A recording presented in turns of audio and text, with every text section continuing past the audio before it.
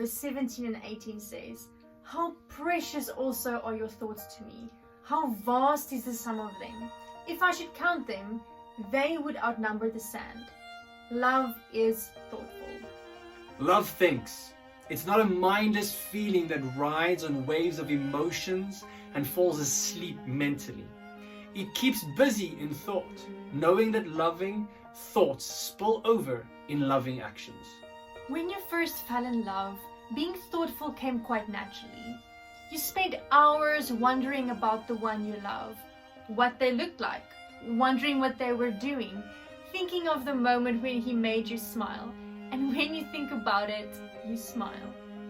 Thinking of the amazing memories you already created and want to create with this person you so dearly admire. Remember, you actually confessed, "I cannot stop thinking about you," at some point or another. Yet, for most couples, things begin to change after marriage. The wife has her man. The man has his beauty. The hunt is over. The adrenaline rush is done. Now, it's just you two. The park of romance slowly fades away the more comfortable you become with each other, and the motive of thoughtfulness fades. After marriage, you realize that the world hasn't stopped, and now you're pursuing and hunting new things, like job satisfaction, time with friends, your problems, personal desires, and goals for yourself. After a while, you unintentionally ignore the needs of your spouse. The fact that marriage has added another person to your world does not change.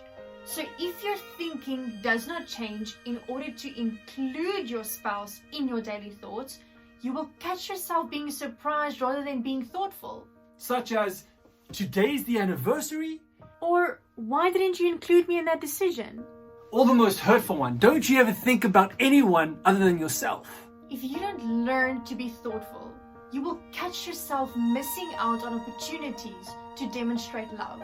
Let's be honest, men struggle with thoughtfulness more than women do. Why? Maybe it's the way we were raised.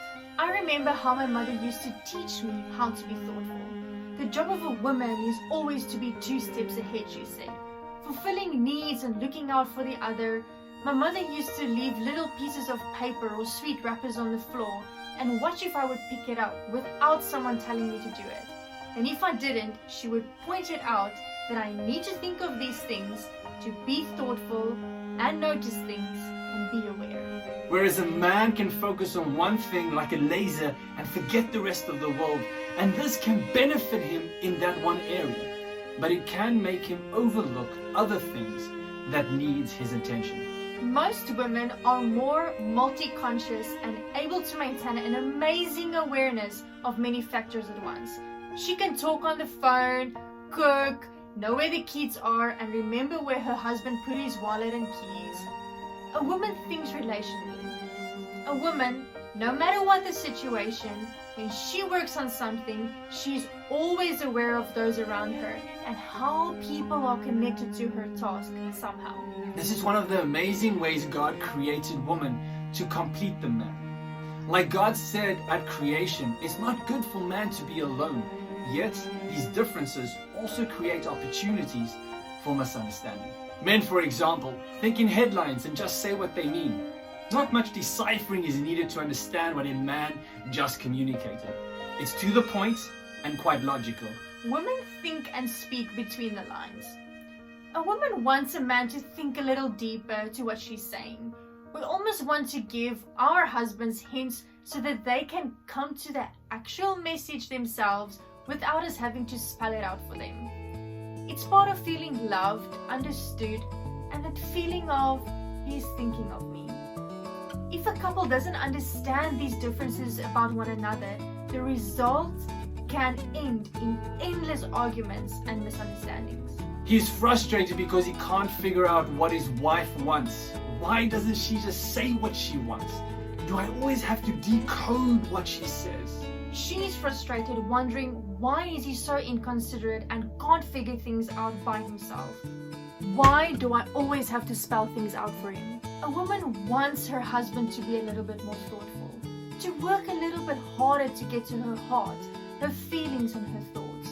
Not because she doesn't want to let him in, it's because she wants you to make a little effort to think about her, even when you're not around her. Being thoughtful is the key to helping her feeling loved. The next time she speaks, a wise man will make the effort to listen like a detective to discover the unspoken needs and desires of her words and what her actions imply.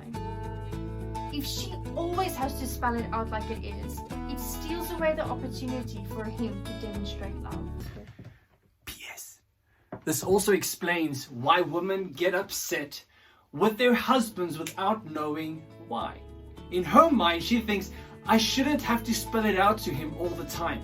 He should be able to just look at me and understand what's going on in my mind, the same way I do for him. At the same time, he's frustrated because he can't figure out what is going on in her mind. And he's wondering why he's being punished with a silent treatment. I didn't even do anything. No men, listen to this. That is the problem. You didn't do anything. Love requires thoughtfulness from both sides. The kind of thoughtfulness that builds bridges through the combination of patience, kindness, and selflessness. Love teaches you how to meet in the middle, to respect and appreciate differences, and knowing that there is a difference between doing something wrong and just doing something different. A husband should learn to listen to his wife and concentrate on her unspoken messages.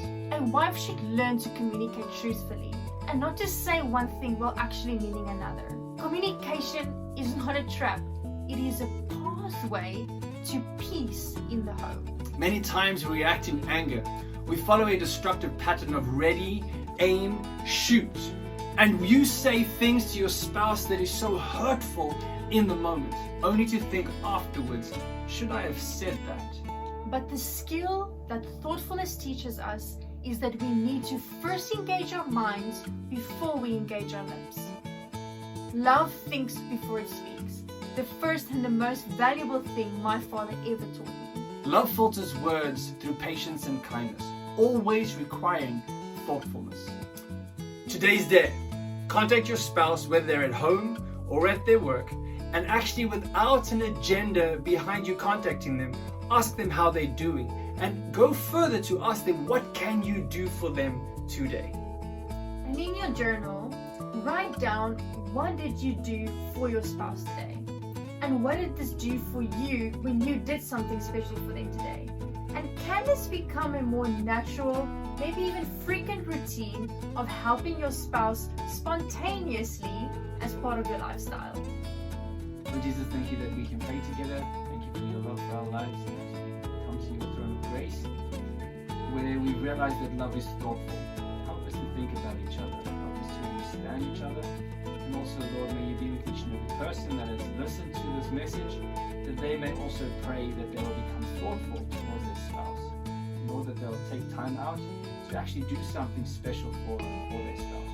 Thank you for hearing our prayers and blessing us abundantly. We commit our lives into your hands.